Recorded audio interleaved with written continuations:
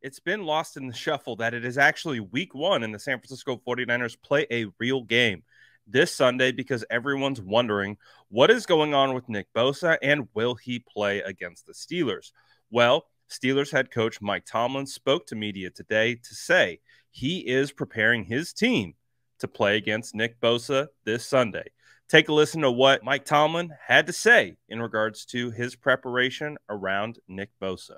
On the defensive side of the ball, man, they were the most dynamic defense in the NFL a year ago.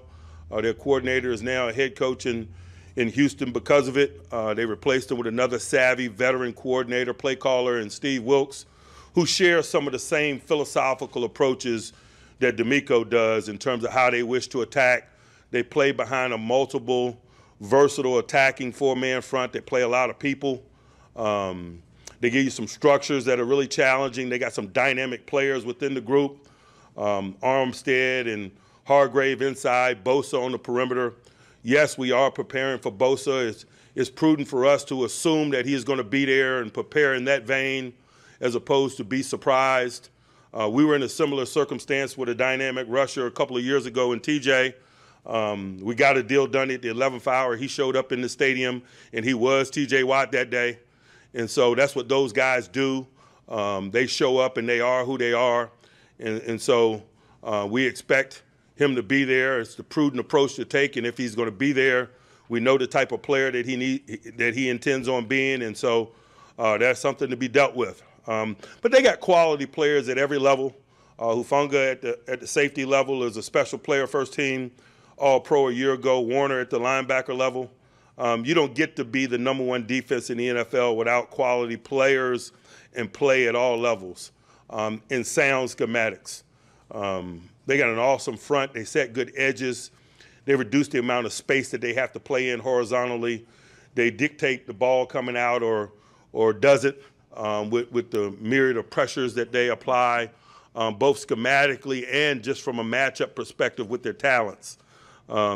You don't have a lot of time to hold the ball and survey down the grass. If you do so, you do so at risk. They're just a really, really good and sound group. I think that's the right move by Mike Tomlin. You have to prepare for everyone being available, even if it doesn't look like Nick Bosa will be able to play because he is not currently signed. We know things can change in a heartbeat. And as he alluded to, the same thing happened with them and TJ Watt when TJ Watt signed 2 days before their first game. So he has experience with this type of situation. But it is also interesting to hear what Mike Tomlin had to say about the San Francisco 49ers offense and Brock Purdy and Kyle Shanahan. Take a listen to what he had to say, breaking down how he's preparing for this offense moving forward towards Sunday. San Francisco, obviously they're a quality organization, man. They've got continuity in central players and in coaching. They've had a great deal of success, particularly of late, man. The run that they went on a year ago as they found their quarterback in Purdy, I thought was really impressive. Starting on the offensive side of the ball, man, I think it just starts with Christian McCaffrey, man. We just got to respect the dynamic playmaking ability that he has both in the running game and in the passing game.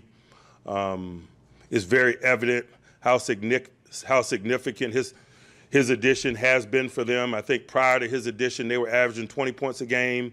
With him in 2022, they averaged 30 points a game, and so 10 points with the addition of one man. He's dynamic in the run game. He's dynamic in the passing game. We better be really careful about being matched up against him in space. He's a one-on-one space winner. They have a lot of one-on-one space winners, man. He might be the most dynamic one-on-one space winner at running back in the NFL. Kittles might be that at tight end. Deebo Samuels might be that at receiver. Their run-after ability with their offensive eligibles is really impressive. And so they can throw short and run long and produce big plays without absorbing a significant amount of risk. What does that mean for us? We better tackle well. We better be sound schematically in terms of some matchup-related things and not put people in bad circumstances athletically. It's a coach's challenge, just a fundamental technical player's challenge from a tackling standpoint. Man, they got a sound, solid motor operation offensively, a diverse attack. They got an awesome running game. They got a supporting misdirection and play-action passing game. They're thoughtfully aggressive in terms of how they go down the field, and they do it in a variety of ways. They play really good and prudent situational football offensively. It allows them to take care of the ball and minimize negativity. They stay on schedule very well. But I think that's reflective of Kyle Shanahan, and he's been around a lot, and we've been exposed to him a lot over the years. And I just think that regardless of new and current chess pieces, that's kind of reflective of how he has always played over the years, and got a lot of respect for what he does and the manner in which he does it. And familiarity doesn't necessarily provide comfort. It just provides focus as we prepare and work to manage the things that he and they do. What did you think of Mike Tomlin's comments on Nick Bosa to the 49ers offense? Let me know in the comments below, and make sure to like and subscribe for more updates.